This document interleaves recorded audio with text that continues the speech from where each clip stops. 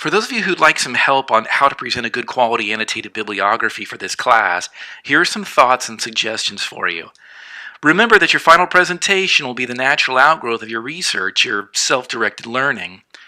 The annotated bibliography in your topic is therefore the first part and heart of your overall project. Regarding the logistics, you need to have a total of 9 sources. What you'll do is submit not the entire bibliography at once, say at the end of the course, but in increments of 3 sources, each due in weeks 3, 4, and 5 respectively. See the weekly schedule posted on the course website for details.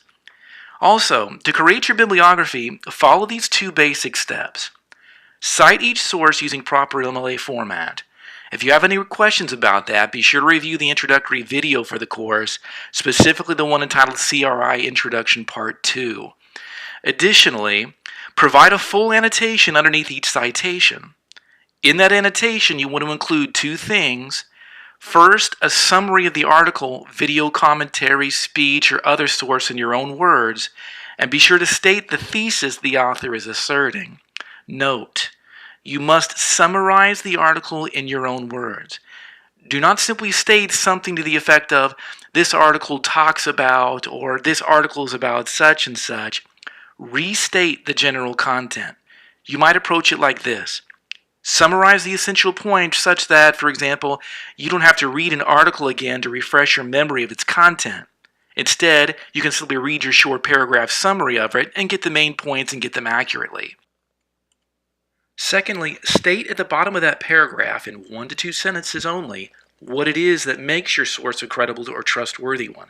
What can you say about the magazine, journal, website, author, or commentator, in other words, that warrants your trust in the information you're getting? With respect to that very topic, here's a tip for you on what makes for a reliable or credible source of information.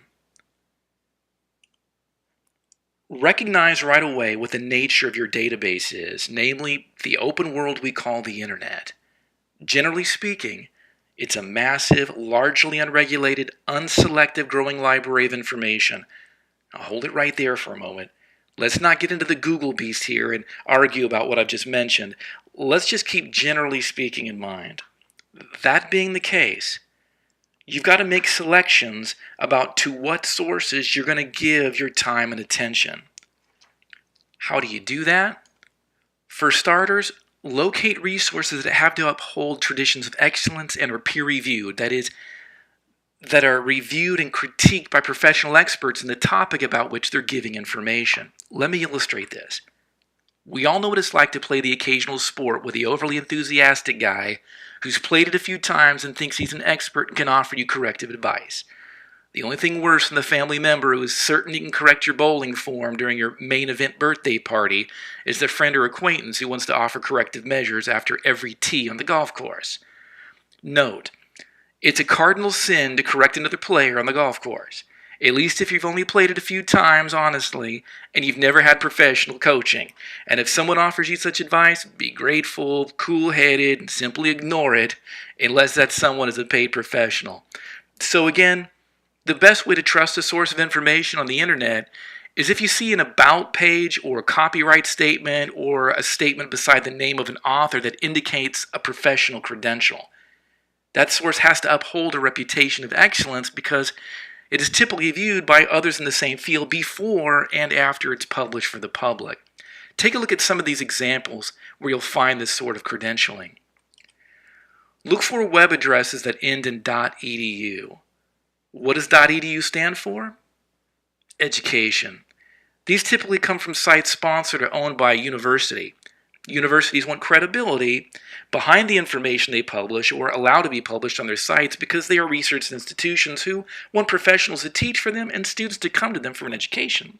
Also, look for sites ending in .org for, you probably know this, organization. But be careful here. Just be sure you check the About or, again, some similar page to find out who's behind the organization, who was writing for them, have they received any awards or public praise, and from whom? .gov, which in this case indicates a government-sponsored site, a taxpayer-funded source that dispenses information, ideally by professionals in a given field. Now beyond the dots, Consider publishing houses too, which might be a bit advanced here. Certainly, consider news media and digital form periodicals with a wide readership base and established history. Many times they have writers who are credentialed by high university education or who at least have been reporting for a good length of time and have built up a reputation of excellence and trustworthiness. Moreover, in these sources, they're edited by peers, again, writing within their same field.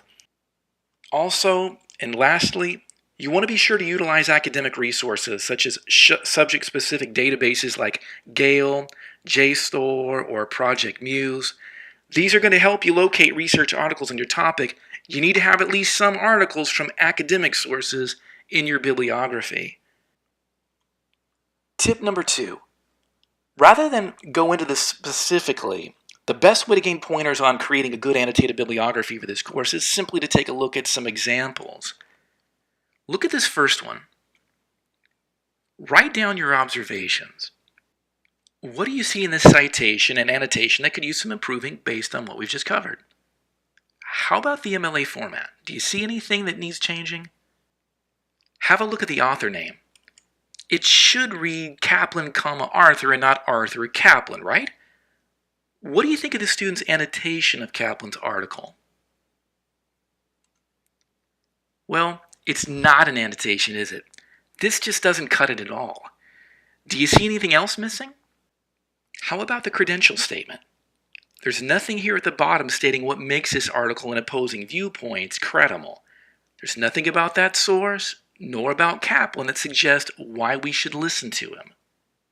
Take a look at this next example. What needs improving here? How about the MLA? The author's name is correct, but the date, page, and web data are improper. This student needs to consult the hacker text referred to in the introduction to the course video. How about the annotation? It's much better, isn't it? It's thorough, it summarizes the main points of the article well, and check out the credential statement. This article comes directly from Stanford University, where Disaroth teaches. Now that's the kind of thing we're looking for. 2 more. For this one, ask yourself the same questions I've been posing, and take a look at the comments in the margin. The feedback comments like the ones you'll see on your own Google Doc at the right. Pause this video, take note of them, and see if the process is beginning to make sense. Finally, here's a sample of an A+ bibliography. Admittedly, this is a little over the top, but nevertheless, this student pretty much nailed it with his entry. Her MLA citation looks great. The annotation is very thorough, a little too thorough, but that's okay. Take a look at the credential statement down at the bottom. She did some digging to get all the information she could find out about the author relating to his credentials, and she stated them.